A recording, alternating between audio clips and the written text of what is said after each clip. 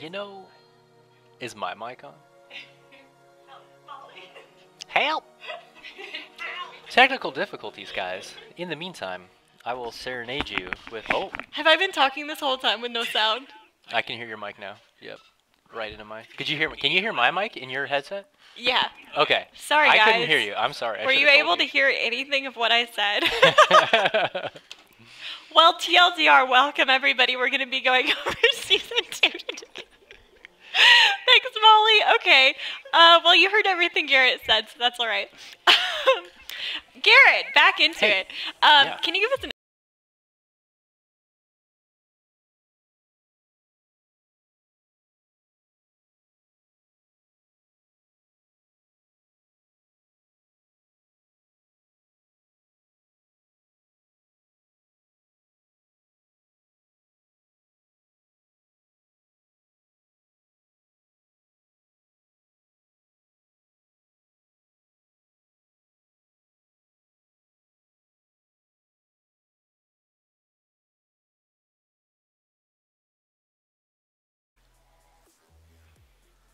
Yo, look at the turkeys. I'm just gonna drink this coffee. Did you touch anything? Did not touch anything. The music is really loud. Yeah, I killed that already. We're good. We fixed the audio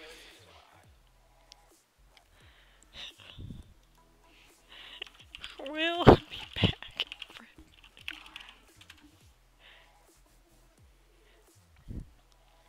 Are we only streaming to, Oh! Are we back? I'd like to be back. It seems. We're back. Yay! Yay! Alright, sorry guys. Welcome back! Some technical difficulties again. Molly and I are running the show, which is always a disaster, to be honest, so. They're doing really good. Alright, let me know if you can hear us alright now. We turned the music down and we adjusted the mic audio, so hopefully it's alright now. Anyways, back to what we were discussing. Season 2, you can expect that in January of next year, but we wanted to go ahead and prep you guys for what you can expect in that patch. So, can you give us an overview of Season 2's philosophy and what we're looking to accomplish? Yes. So first and foremost, we want to continue to make an awesome game. I think the culmination of last season at the HRX, it was like super magical for everyone involved. Seeing all the games played at the highest level, and then we go and we home and play it at our levels. But Not the same. It was really cool to see everything come together, and we will only want to improve. Like that's always the goal, and the benefit of our style of product is that it's just incremental improvements over time. We keep at it. So that being said, going forward in Season 2, we're going to be looking to shore up some oddities that we've kind of currently have as lingering elements from past systems that have kind of just hung around for better, mostly for worse though, that we feel. And changing these things in order to have just a better product. Like, do you want to hit the bullets now of like what specifically I think would be? Yeah, so, you know, the current meta, what do we like about it and not like? I mean, is burst meta still going to be a thing in Season 2? Burst meta, the dreaded buzzword vocabulary, all caps, in chat. Everybody in chat, burst meta. Yeah. So we did make some adjustments to kind of see how it played out with the latest update. And everything is still pretty good. Obviously, we're still a shooter, so allowing characters that need to be able to kill characters quickly to do their job is important. Otherwise, the gameplay system doesn't work. I know we all want to play with 3 tanks, 2 supports every match. However, like damage and flanks, they still got to be able to eliminate the bad guys. So managing that relationship, though, is something we'll be focusing closely on.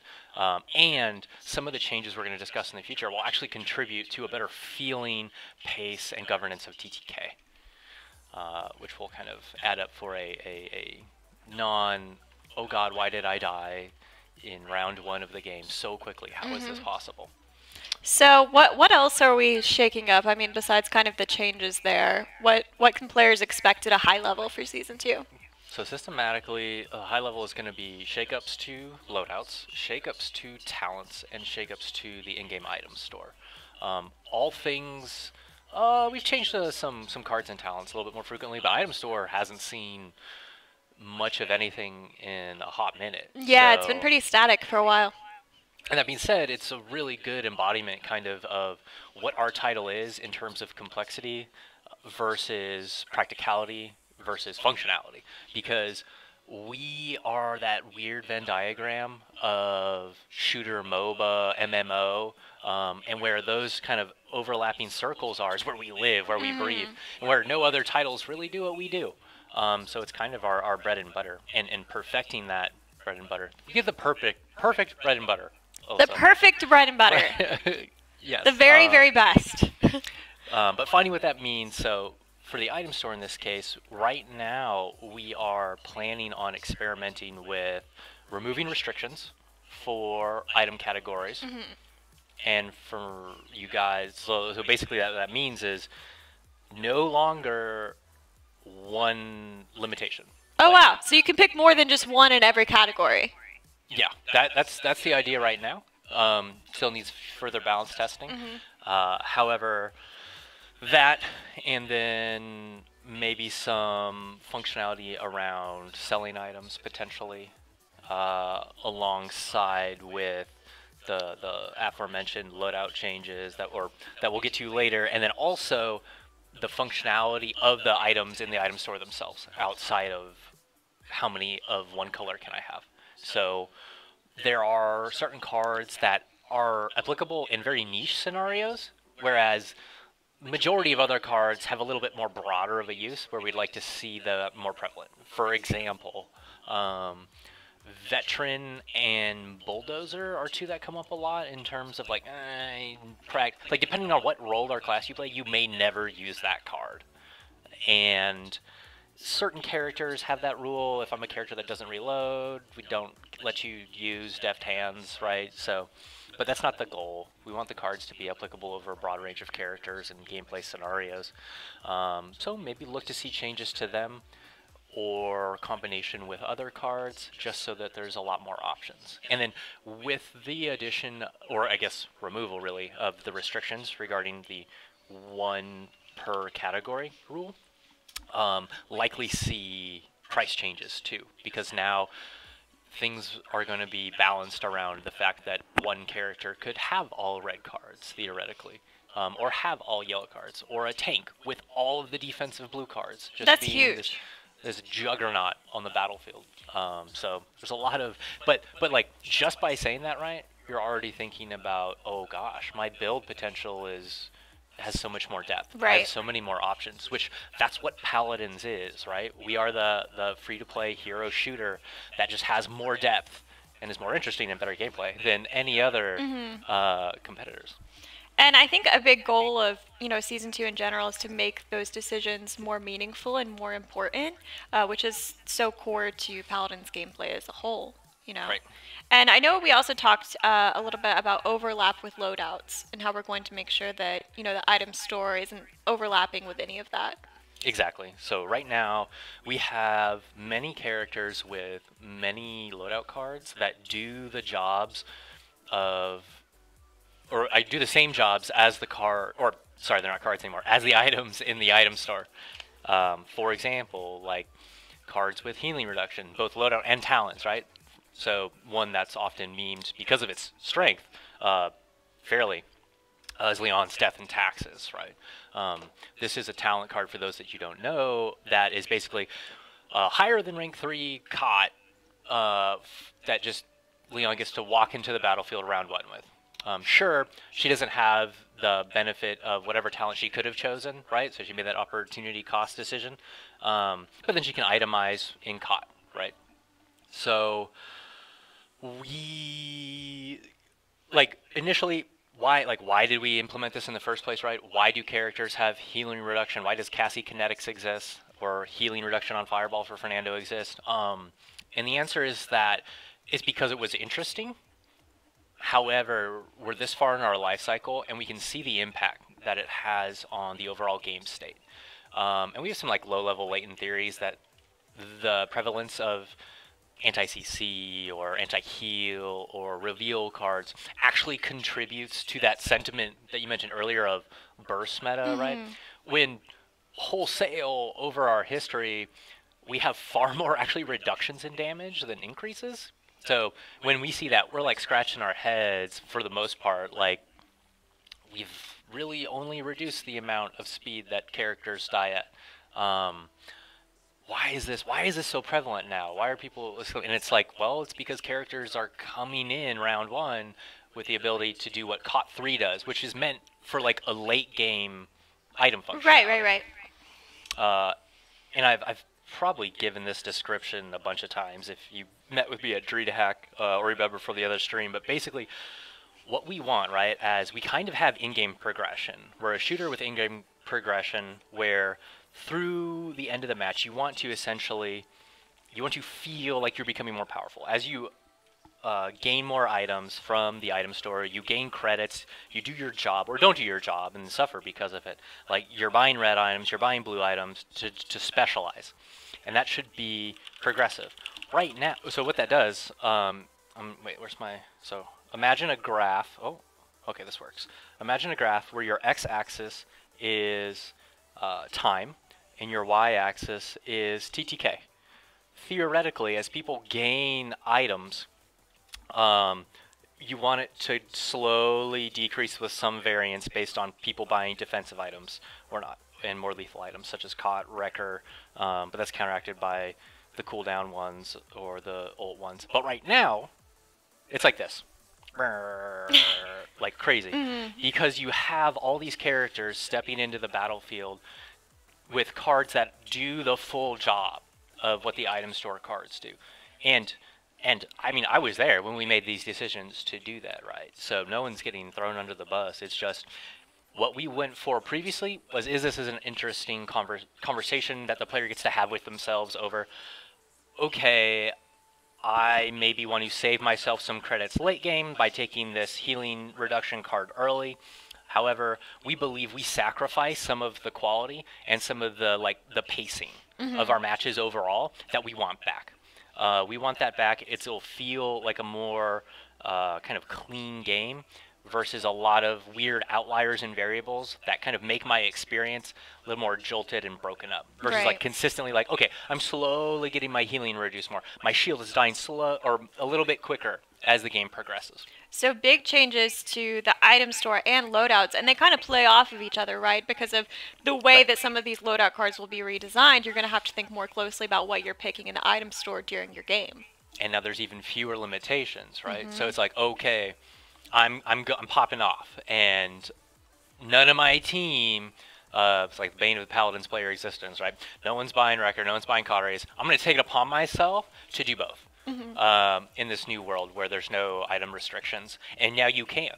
Granted, it's probably going to cost you some dollar bills because those items are not cheap, but you have the option now. Right. So how is this going to affect like healers or tanks, right? They're going to become gods. Well, are they going to get nerfed? I mean, what can players expect there? Right, so in talking about, because we do a lot of counseling at events with some of our more advanced players, talking about like upcoming changes we have, how do you guys feel about it, and this sentiment actually came up multiple times, right? It was when we talked about that previously, they were like, you gotta nerf healers. You gotta nerf healers. Yeah, right. If you're gonna do that, like, healers are gonna become monsters. And my stance on that is that I won't preemptively reduce the efficacy without results or without stats, right? Without proof of what's actually gonna become of these changes, how it's actually gonna manifest. Right. I think it'd be ill-received, right, if we were like, okay, well, if we're pulling all the anti-heal options from people's loadouts, let's just reduce the frequency of all heals by 1 second and their output by 10%. Probably not the most intuitive design decision, like very blanket, sure. However, depending on how the item store works out, it may govern itself, and that now people have access to all of these items without being kind of priced into a corner, will you? So there should be more fluidity in your item store, which will allow you adjust to counter these healers that now aren't going to be having to heal through a lot of like loadout healing reductions. And again, guys, it's most of the item store functionality in loadout cards will be removed, and this means brand new cards for a lot of champions. Because if you had a card that reduced healing, increased damage to shields, revealed people, those are all going bye-bye, and there'll be brand new functionality. Alright, so basically we'll be, monitoring the performance of those healers and tanks going into Season 2, and there may be adjustments afterwards, but we don't want to kind of preemptively do kind of blanket nerfs all over around. Okay, we've got a few questions about this. One player asked, will there be items to re-increase your shield, much like Rejuvenate to combat Cauterize? What about for deployables, and will there be new items altogether? Right now, we don't have a brand new item. We've talked about adding functionality or combining other underused items. For example, like merging Bulldozer with Wrecker, or a rework would be Veteran, doing something with that card just because it's not used as much in very certain scenarios. It's like, if I have an immune ability that lasts this amount of seconds and I can gain this much more healing in that window if I have the cards to do so.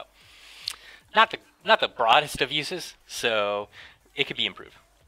What was the first part of that question? It was, will there be items to re-increase your shield, much like Rejuvenate to combat Cauterize? Probably not shield. Those are generally, shields are outside of the loadout cards that increase shield's health. That functionality in an item store would be kind of weird for all the characters that don't have it. One viewer asks, what are plans for Drogoz cards? He has 3 cards that are items from the store. So is he one of those examples that a lot of his loadout cards will be redesigned? Yeah, we can use him as one of the examples here. So that is an informed player, and they are asking about probably Apex Predator, Decimate, and Follow the Scent. So this is an example of new functionality. And again, guys, these are test values or work in progress attributes. So by no means are we committing to this is how it's going to be. There's still a lot of time where through our playtesting this could change. So Apex Predator would just be a straight up gain health card, because Drogoz actually doesn't have that. He's one of the outliers. Oh, actually, another minor thing too. We have a couple characters that have plus or minus a couple hundred health outside of the normal kind of health amount for their class, and we'll likely seek to normalize that. So Drogoz, for example, is one of these. He's got 24, right? In this patch, it would bring him down to 22. And then we would give him the option through his loadout, which he currently doesn't have, to increase that health with Apex Predator. And the other one, Decimate, would be increase the salvo explosion radius. So this is an ability to counteract the change that you just made at a little bit more opportunity cost to widen the effect range of your salvo. Maybe get some of those fire spit salvos off a little bit better, but now you got to pay for it. And Follow the Scent, formerly the healing reduction one, right? And that would be increase the size of your fire spit. So really, this is going to give you a lot more wiggle room in hitting fire spits from longer range, or hitting fire spits in general, if maybe it's something you struggled with previously. So if those do seek it, those would replace the former not burn cards anymore, item store functionality cards. One viewer asks, are you going to remove or redesign the cooldown reduction loadout cards as well? No. Those are still on the characters they are for, intentional, and should we see any issues, we can always look to adjust, but for this season those aren't on our schedule. And we've also got a few questions about the reveal mechanic in Season 2, and if there will be any changes to Illuminate or any of the other reveals. I can't speak on specific changes to Illuminate right now. However, there will no longer be reveals in champion loadouts. So the only things that are going to reveal in Paladins are abilities that are designed to do so. No longer will that be a function that someone's going to have on their in-hand or on your dredge projectiles that you shoot out. Only if the character was designed with an ability that does that. Okay. Pretty big. All right, feel free to drop more questions in the chat, and we'll continue to answer them throughout the rest of the stream. But moving on, there aren't just changes to the item store and loadouts, but there are also quite a few changes to talents. Coming. Always. Yeah. And even a big one too. Yeah. All right, so we introduced the 4th talent during OB64, and they weren't really as well designed as some of the other 3 talents, correct? This is correct. During that time period, the game was fluctuating in terms of what was Paladins, what did it mean to play Paladins, what did it mean to build decks, collect cards, and I think everyone can agree that we landed in a spot that we're pretty decently happy with. And this is one of the things early on that I mentioned that was kind of a remnant, right? We introduced this 4th legendary as an additional progression mechanic. 'Cause back then you were progressing through cards, you were combining them together to get higher ranks. Sorry, I'm having flashbacks. But the war sounds. yeah. We've determined that ultimately we don't benefit from the 4th legendary. So in Season 2, we will be pruning down to 3 per champion. Wow, okay. And I mean, a good talent is one that really changes the gameplay or style in a meaningful way. And some of the talents that we have currently, I don't feel like they do that quite as well as they could. So redesigning existing talents and removing the 4th talent, can you give us a little bit more info on how the existing 3, like, will they stay the same? Are they going to be changed at all? So it's going to be a character by character basis, but taking a cursory glance to it, a lot of the ones that will be kind of excommunicated are going to be the ones that were introduced at that point in time. Not to say that there aren't some that will persist. There were some options that proved more interesting or functionally better than the existing cast, but there is a brighter future, I think, in a Paladins with 3. That means it's less analysis paralysis, right? And those, they're just better, right? Like the cards that were shaped and curated and made to be like, this is the talent right here. Those are the ones we'd like to see in the game. As you mentioned, the functional differences are really big in our player base. There are still some that are more numerical in nature, and as time goes on, we can look to adjust them should we see a demand for it. And some of them serve a purpose on characters that are meant to broker or like change manage players that are more accustomed to traditional shooters, and like, hey, here's the more MMO MOBA-y elements that are kind of simpler to understand, and then boom, right after it you can have a talent that changes something wildly, instead of just being like crazy changes that people could get lost in the weeds. However, very intricate playstyle changes is always the goal, because those are the ones that are most rewarding to play and master. And there are a few champions that have talents that are actually going to be added to their base kit, correct?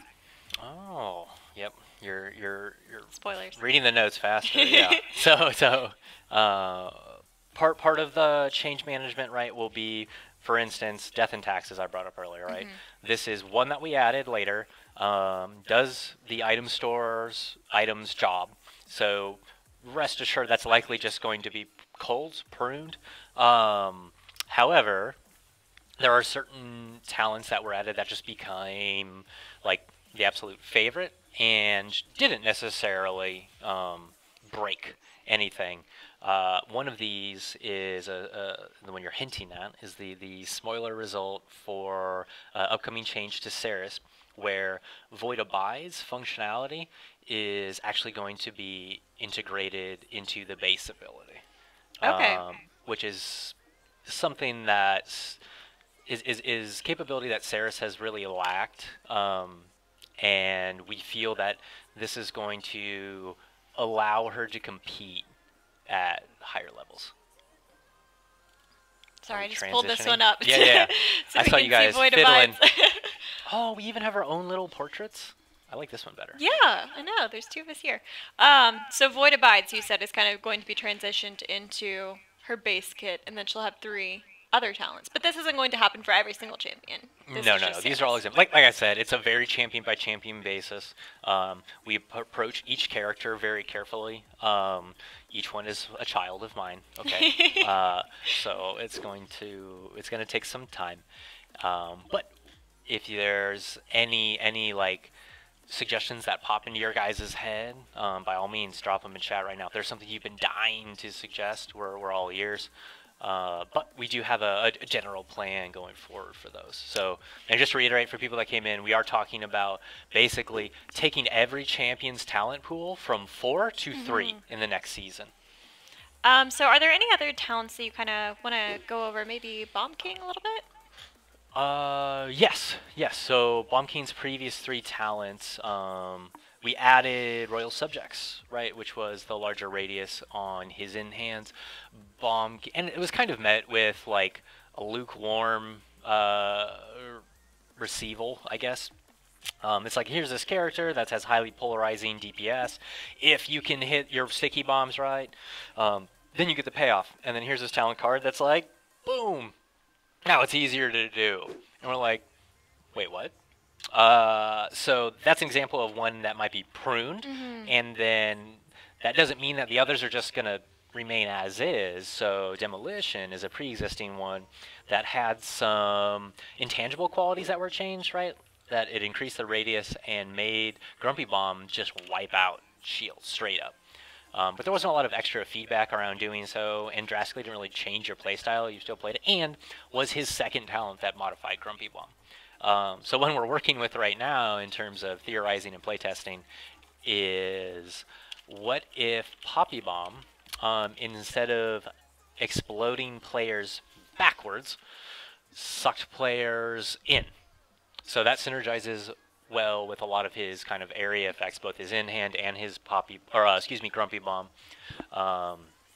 and kind of just really embodies the wild, wacky stuff we can do at Paladin. So that's an example. I'm not saying it's going to make it to 2.01, but older talents aren't safe. New talents might be safe or not safe, but there should be a lot of really cool options coming in. So one viewer asks, so will they remove the new ones or the less used ones? New being the ones that were introduced during OB64. And I think, like you mentioned, it's going to vary depending on each champion. It's really going to be the 3 ones that we feel were the most well thought out and the best designed for that champion. Yes. Play rate does factor in. If we have cards that 0.2% of our player base uses, then likely we can come with a better idea that will appeal to more users. However, there are certain cards that are underused or maybe only used by higher skill populations that has a bit of a learning curve, and we like that amount of progression because it gives players like the goals, right? You can, if I am good enough, I can use this talent. Maybe it's not as easy as this other one, but man, I watch FRZ God, or I watch Bugsy, or I watch whoever it is you follow in our scene, and you should be following people in our scene because they're awesome. Whoever I follow and uses these characters in amazing ways, it gives them something to aspire to. So you can, we're not going to just say that if it's the least used talent, we're going to remove it. However, common general knowledge is generally the poorly designed ones often are the least played ones. So. One viewer asks, will the old 4th legendary become, will it be redesigned as like a weakened version of it and become a loadout card? Is there any instance of that happening? I can't think of a specific instance, and typically we reserve things that modify damage or drastic play rate changes for talents. So we would kind of be breaking that rule if we like integrated that into a loadout, but I'm not openly against it.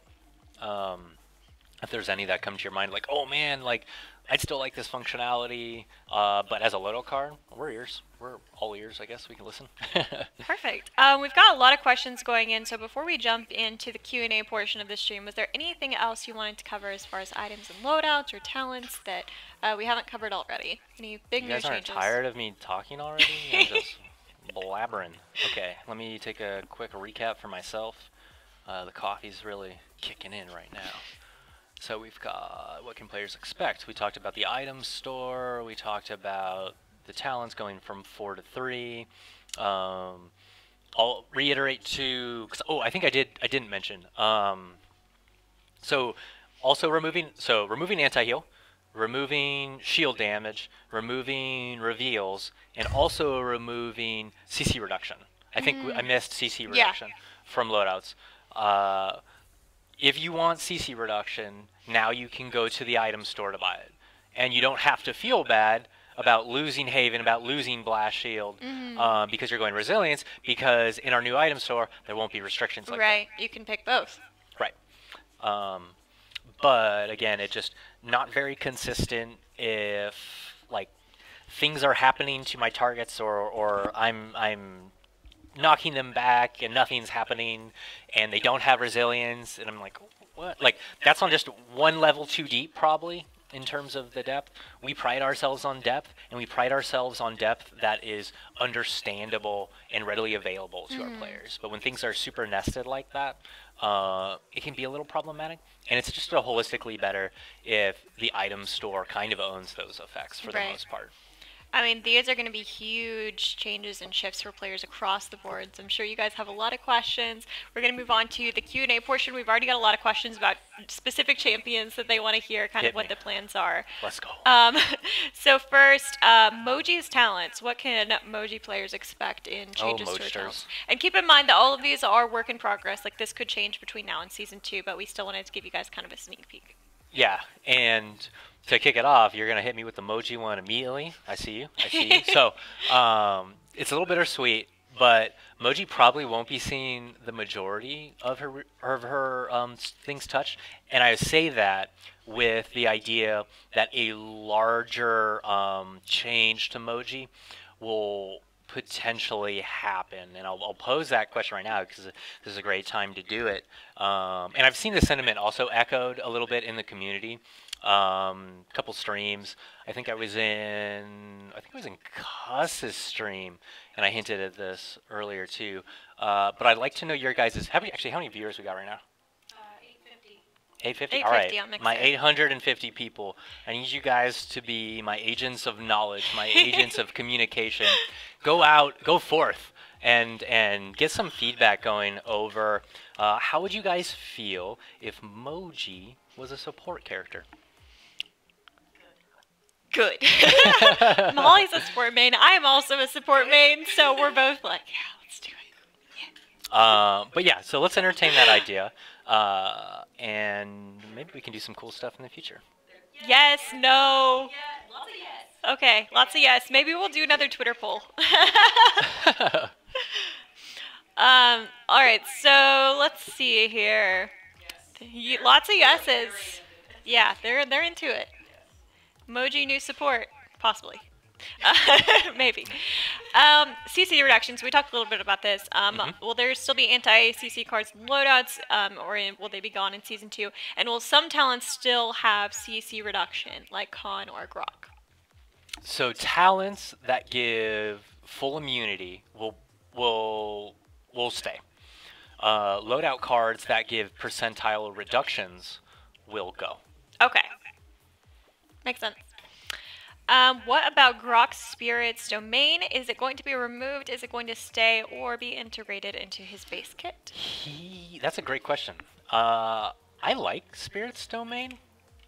I like the idea of you being able to make that choice of, like, I want to heal. Granted, I don't think it's strong enough right now, and my designers can hit me with the real stats when I get back. But I think let me look at the patch notes that you guys can't see because it's a secret. Nanner. Grok. Yeah, so I do have it listed for an increase in the healing value on Spirit's domain if we do keep it.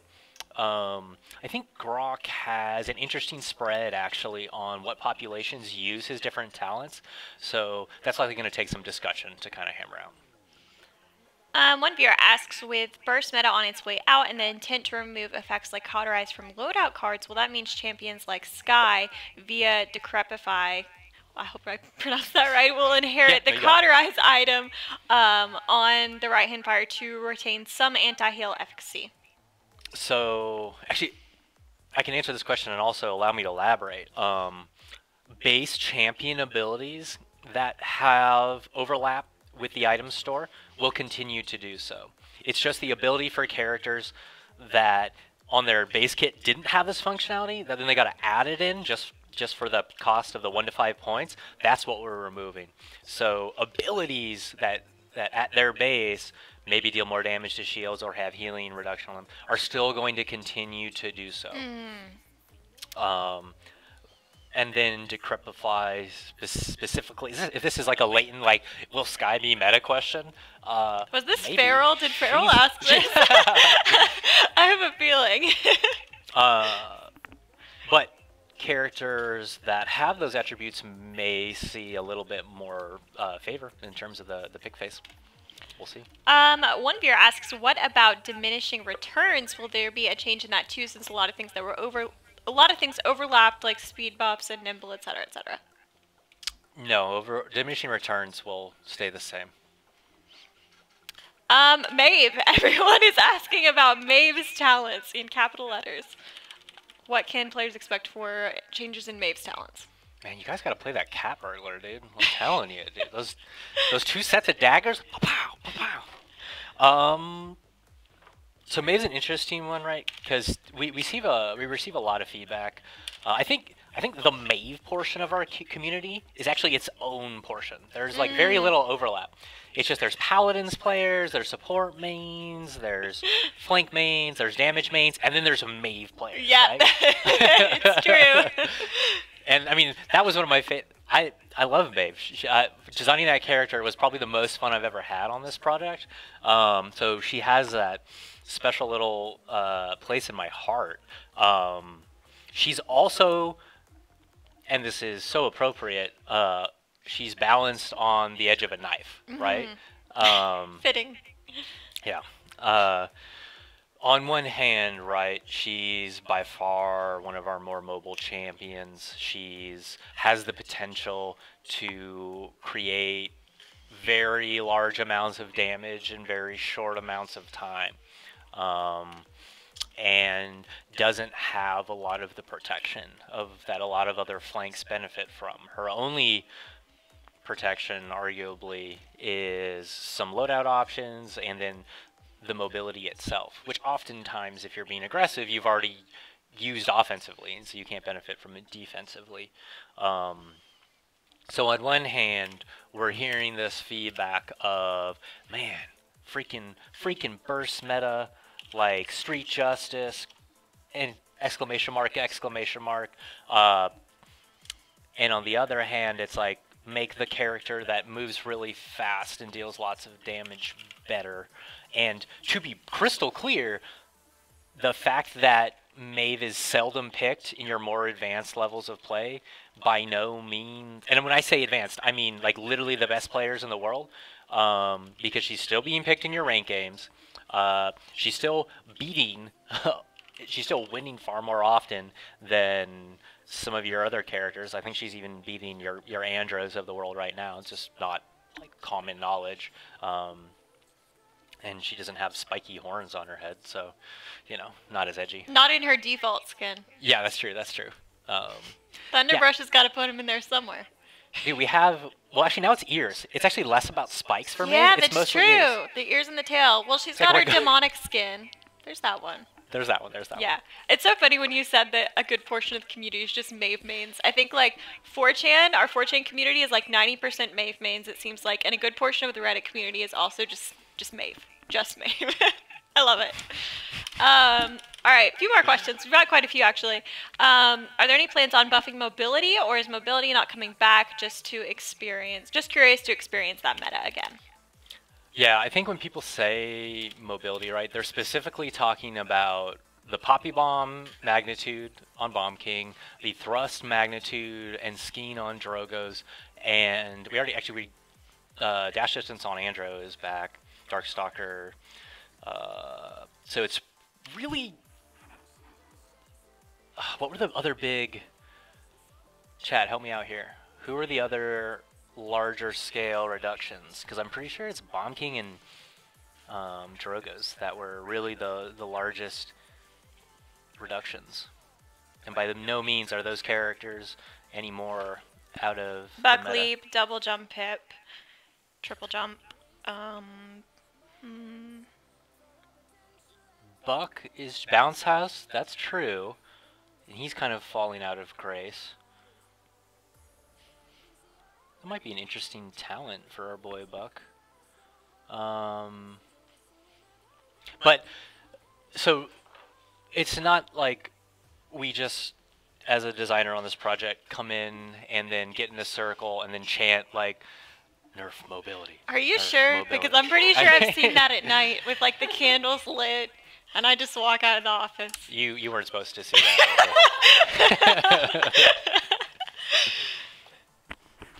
Okay. Mobility can exist. We still continue to release, like, frickin' Amani is going to be a great example of it. She surfs. Yeah, the air she's got, and her flies. movement ability is lots of mobility, yeah.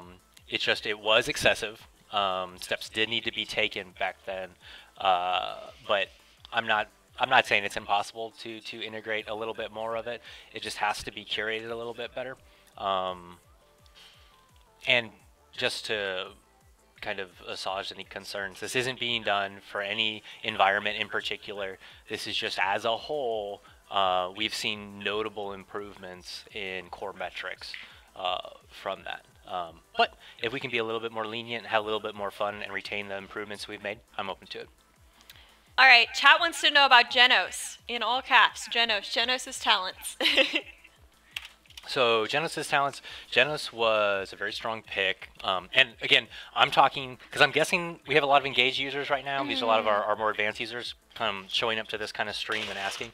So what they're referring to likely is like, okay, Genos is kind of falling out of the pro meta. Like, we're seeing some Furias, we're seeing some Dambas, even some Saruses, right?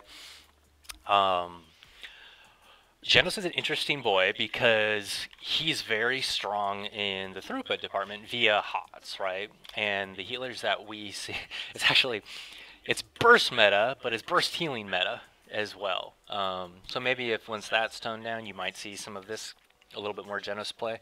Talent specifically, right, is that seldomly do you see him run outside of Luminary with like a 3 DPS comp.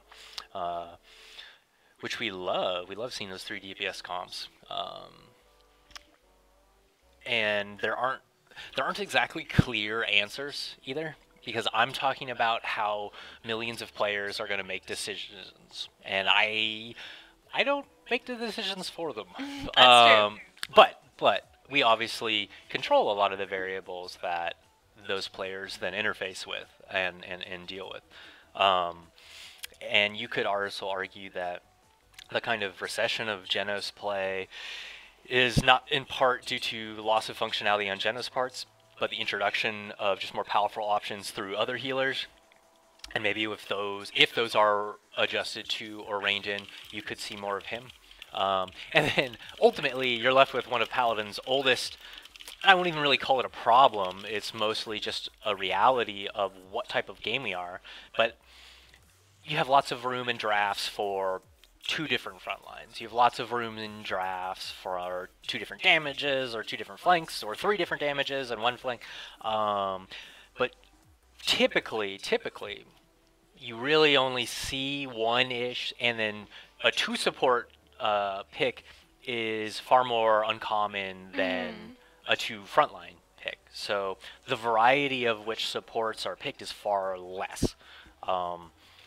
And this is just because in a shooter, right, you're trying to bring as many people that can either control a fight or deal as much damage, and when you have healers that can keep many of those other characters alive, while still being somewhat useful themselves, the need for another one that can do the same thing is less so. But that's just a core fundamental, and by no means do I really want to like force design a meta where it's like, you could choose 3 supports this draft. I wonder if Fnatic will go with the Pip Saris Furia comp. But who's to say it won't happen? Prove me wrong right now. There's going to be a clip of me saying that. Yep, there will be. And then that draft will happen in a Front pro page game. Reddit.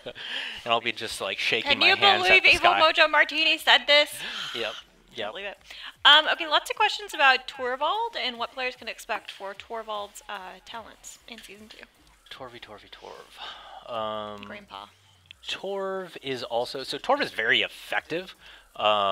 It's just he's effective in ways that I think people feel are too kind of exclusive to a certain playstyle. This is largely stemming from the fact that he's already seen one kit rework that moved him more from like this close range auto lock on tank HP monster into a little bit more of a diversified long range tank support role. Let me see if we actually have anything specific for the Torvster. It's alphabetical. Okie dokie. Okay, so Torvald actually has no specific talent reworks right now on the docket, but he is seeing reworks essentially of at least 2 of his cards. And neither of these are these are the cards replacing the item card functionality, but I get a sense that the question was coming from a place of like, I'm a player and I don't feel like his talents are interesting enough. So I will take it upon myself to go take a look at his talents personally, because I don't have anything on the docket right now for them. And if that person that asked that question is still there, or you're a person with a similar feeling, feel free to reach out and contact us and tell me what you dislike about Torvald's talents. All right, that's about all the time we have for this stream. It's been almost an hour, I know, but we have another stream next Monday here on Mixer at the exact same time, 2 p.m., where we'll be talking about even more of what you can expect in Season 2. So kind of a TLDR, today we talked about the item store changes that you can expect there, loadouts changes you can expect there, and then talents for every champion. Lots to go over, and that's kind of just the start of Season 2. So make sure to tune in next Monday where we'll be talking about more of the champion-specific changes. And yeah, I think that's it for us. Yep. Sorry?